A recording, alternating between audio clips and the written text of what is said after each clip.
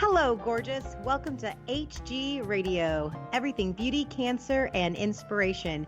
Here is your co-founder and host, Kim Becker. Hello, gorgeous, and thank you for joining us today. I'm your host, Kim Becker, and this is Hello, Gorgeous, everything beauty, cancer, and inspiration on Society Bites Radio, social interaction for the mind and soul. This episode is brought to you by Amplified Marketing Group. They specialize in affordable mobile solutions that will get you noticed and help you retain customers. Check them out at www.amplified.marketing. Well, hello, everybody. We're so glad that you are here with us today, and I wanted to take the opportunity to introduce one of my favorite people in the whole world, my sister, Trisha. Hello, everyone. It's me again.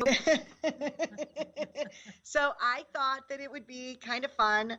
The work that we do with Hello Gorgeous is a nonprofit, and part of the work that we do is fundraising and events. And so I thought we would talk a little bit about that today. But before we get into that, so I'm very excited to have you here. So tell our listeners a little bit about Hello Gorgeous. What do we do? Sure. Hello Gorgeous is a nonprofit organization, and we restore the beauty that cancer steals. Our goal is to help any woman battling any type of cancer smile at her reflection in the mirror, no matter what that looks like. And yes, and due to COVID, we've done a little bit of shifting. The years ago, the main thing that we did were makeovers. And over 14 years, we've really evolved into doing some online stuff, and we've got some hope chests and different ways for people to support loved ones battling cancer. So I feel like what you said, it was great. It's an umbrella, and Hello Gorgeous is under the umbrella, but now we have a lot of different pillars under the umbrella as well. That's right. Well, and it is so important because every woman's needs are different. So there may be a woman who needs to have that surprise makeover, and that would be fitting to her and to her soul. Yet then there's someone else who maybe is more of an introvert that still needs your support and still needs to know what they don't know. So the Hope Chest would be awesome for them, or the online course, because that has them sitting in a comfortable space in their home, wherever it is, with you on their computer or on their iPad, talking them through what it is that they should be expecting or could be expecting.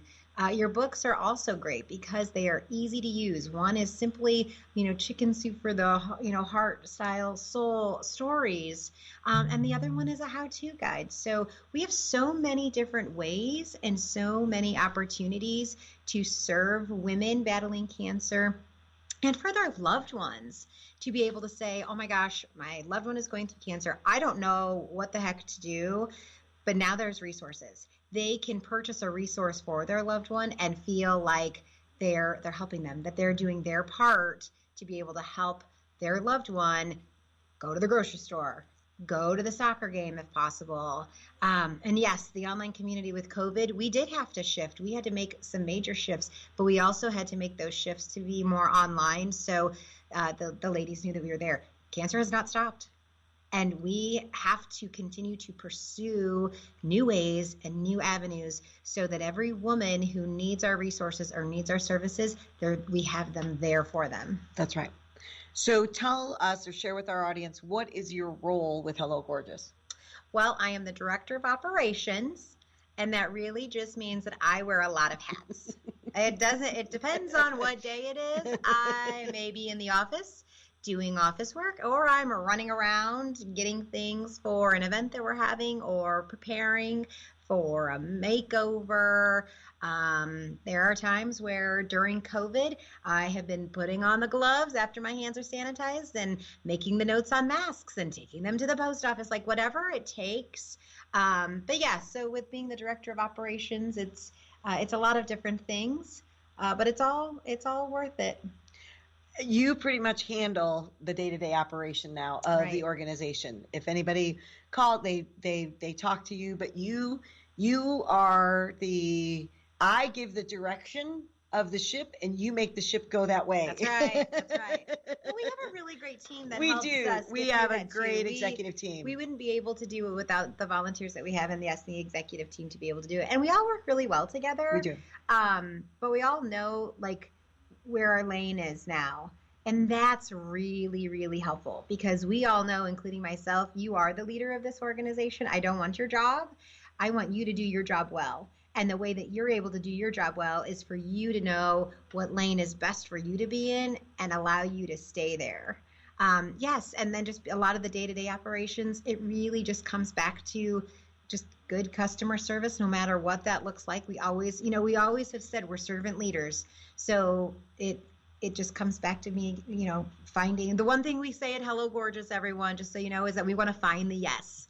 We want to find the yes in everything possible, that if you call or you email and you need something, we're going to do our best to be able to make it happen, and that we always under promise and over deliver. That's exactly the words that we stand by. And actually, well, we had an event. So the reason that we thought we would do this podcast today is because it isn't just about helping the women and doing the things that we do, is that we've become incredible event planners. Oh my gosh, yes. So I had the opportunity to own a business in the profit world and then start a nonprofit. And they're two completely different things. And when I had a business, when we had it in the profit world, we owned a salon. And if business got a little low or money got a little tight, I could run a retail sale or, talk to somebody about the opportunity for some highlights or a new color, whatever that looks like. Or I could book another Saturday, one Saturday a month and make the extra money. Well, in the nonprofit world, you can't do that. I can't physically go into people's pockets and reach into their pockets and grab the money out. So we've had to become very creative event planners in order to be able to fund the mission and to be able to provide the services and the different resources that we have for the women that we serve. And I remember in the beginning, I was so driven to help women with cancer. I want them to smile when they look in the mirror, because that's not something a woman with cancer does, because the cancer treatment can change her appearance so drastically. Right. But I want to make sure that she can smile when she looks in the mirror. And I remember in the beginning when we were having to talk about, well, we've got to have an event to bring money in order to do this. And I remember it was like a 5-year-old, and I was like, I stomped my feet and I'm like, I am not an event planner. I am somebody that needs to make sure that these women have the resources that they need. And you know what? I've become a really good event planner. Right. Well, and just so we've had no choice. That's right. Well, just so our listeners know, we don't get any grants. We haven't gotten grants to this point with the 14 years that we've been in business.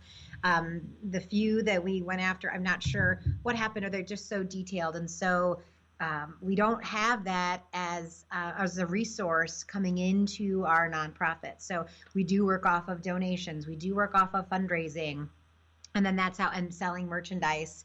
But that's how we're able to keep serving our women. That's right.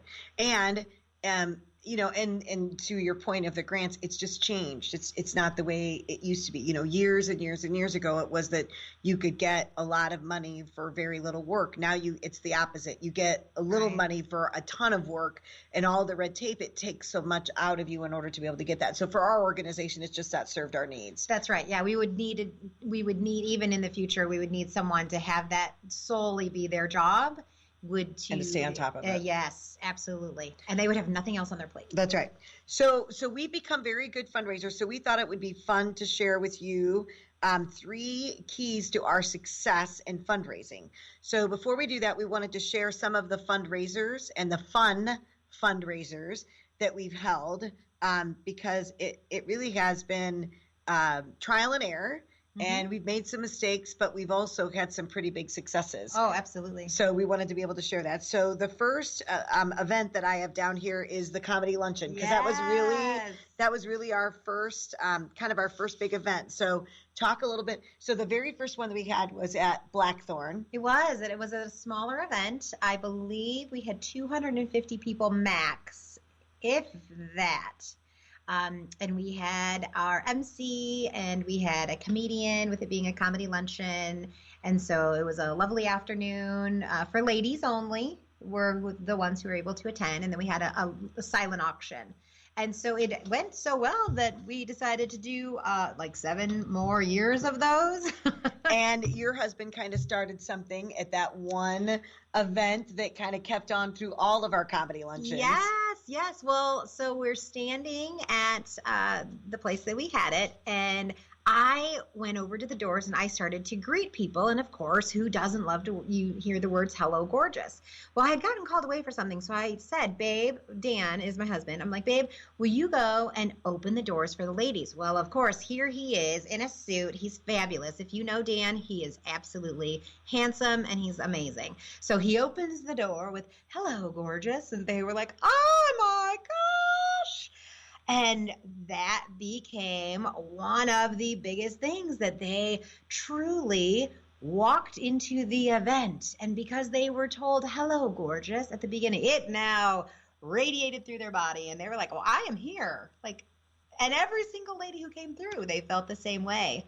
So yes, that went on to be quite a major part of the other comedy luncheons that we had. Then it was not only Dan, then it was a team of what we called escorts, to be able to be there to escort ladies to their tables then. And then we had other fun things that we used with them. But it was really cool because of the comedy luncheon being a ladies only luncheon.